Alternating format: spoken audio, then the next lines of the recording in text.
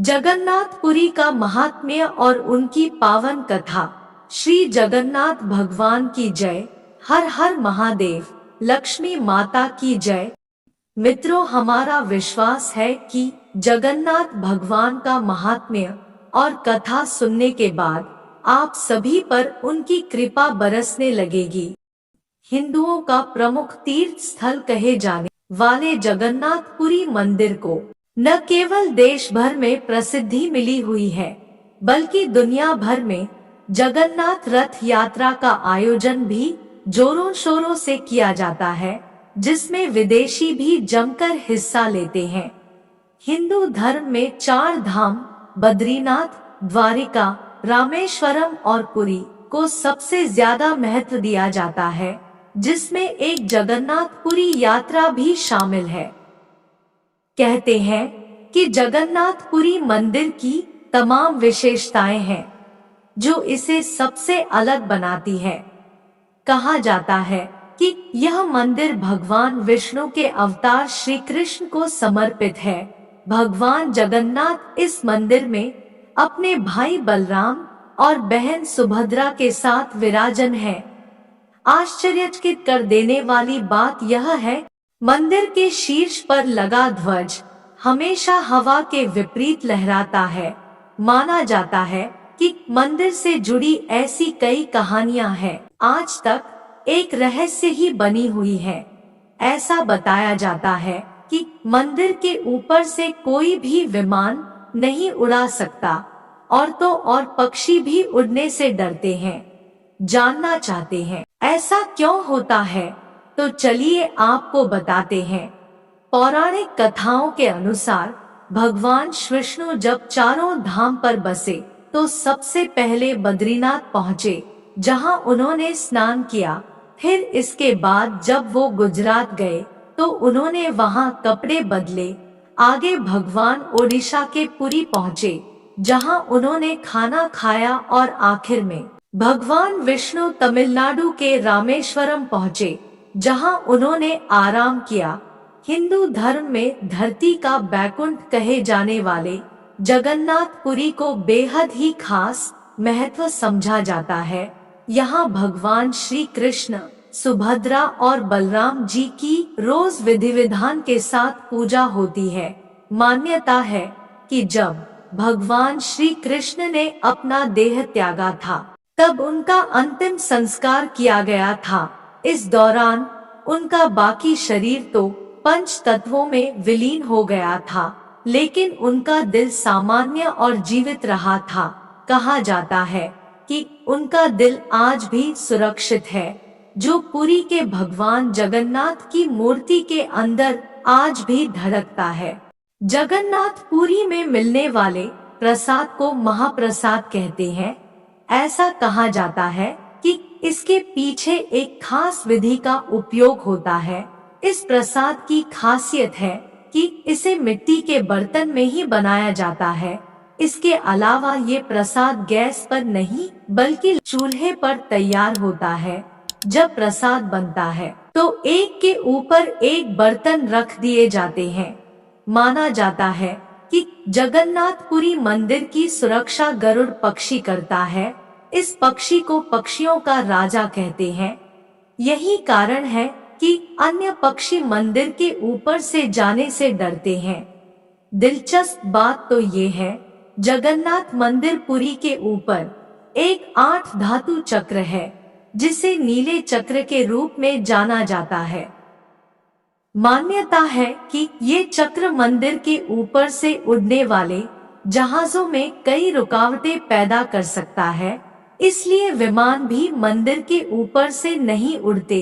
अक्सर मंदिर में आपने 1 या 2 दरवाजे देखे होंगे, लेकिन जगन्नाथपुरी मंदिर के 4 दरवाजे हैं। बता दें, मुख्य द्वार को सिंहद्वारम कहते हैं। बताया जाता है कि सिंहद्वारम द्वार पर समुद्र लहरों की आवाज सुनाई देती है, लेकिन मंदिर में एंट्री लेते ही लहरों का शोर बिल्कुल खत्म हो जाता है। तो चलिए अब भगवान जगन्नाथ की व्रत कथा का स्मरण करते हैं। यह कथा एक वृद्ध महिला कर्णबाई की है।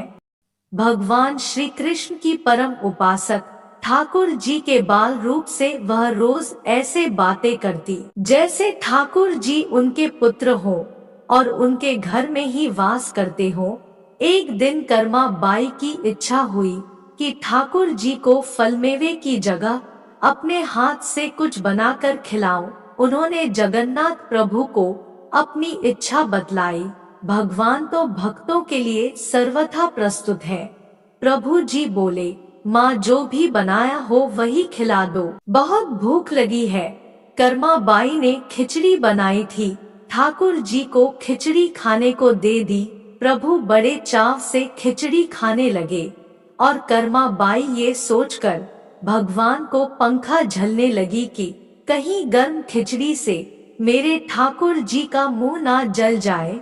संसार को अपने मुख में समाने वाले भगवान को कर्मा बाई एक माता की तरह पंखा कर रही है और भगवान भक्त की भावना में भाव विभोर हो रहे हैं। भक्त वत्सल भगवान ने कहा, माँ मुझे तो खिचड़ी बहुत अच्छी लगी, मेरे लिए आप रोज खिचड़ी ही पकाया करें, मैं तो यही आकर खाऊंगा। अब तो कर्मा बाई जी रोज सुबह उठती और सबसे पहले खिचड़ी बनाती, बाकी सब कुछ बाद में करती थी। भगवान भी सुबह सवेरे दौड़े आते, आते ही कहते, माँ जल्दी से मेरी प्रिय खिचड़ी लाओ।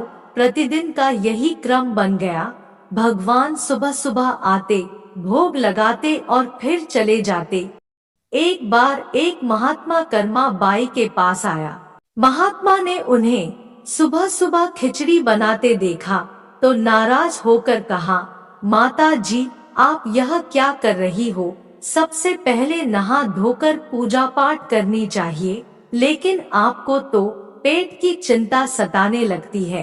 कर्मा बाई बोली, क्या करूं महाराज जी, संसार जिस भगवान की पूजा अर्चना कर रहा होता है वही सुबह सुबह भूखे आ जाते हैं, उनके लिए ही तो सब काम छोड़कर पहले खिचड़ी बनाती हूँ।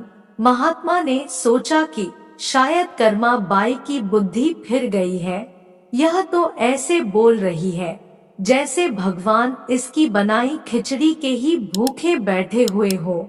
महात्मा कर्मा बाई को समझाने लगे, माता जी तुम भगवान को अशुद्ध कर रही हो, सुबह स्नान के बाद पहले रसोई की सफाई करो, फिर भगवान के लिए भोग बनाओ। अगले दिन कर्मा बाई ने ऐसा ही किया। जैसे ही सुबह हुई भगवान आए और बोले, माँ मैं आ गया हूँ, खिचड़ी लाओ। कर्मा बाई ने कहा, प्रभु अभी मैं स्नान कर रही हूँ, थोड़ा रुको। थोड़ी देर बाद भगवान ने फिर आवाज लगाई, जल्दी करो माँ मेरे मंदिर के पट खुल जाएंगे, मुझे जाना है।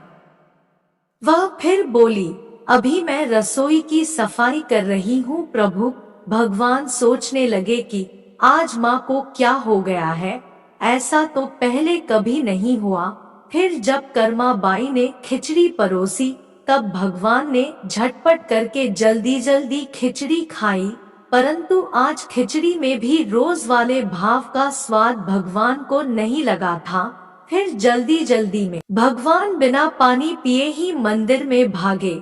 भगवान ने बाहर महात्मा को देखा तो समझ गए, अच्छा तो यह बात है, मेरी माँ को यह पट्टी इसी ने पढ़ाई है।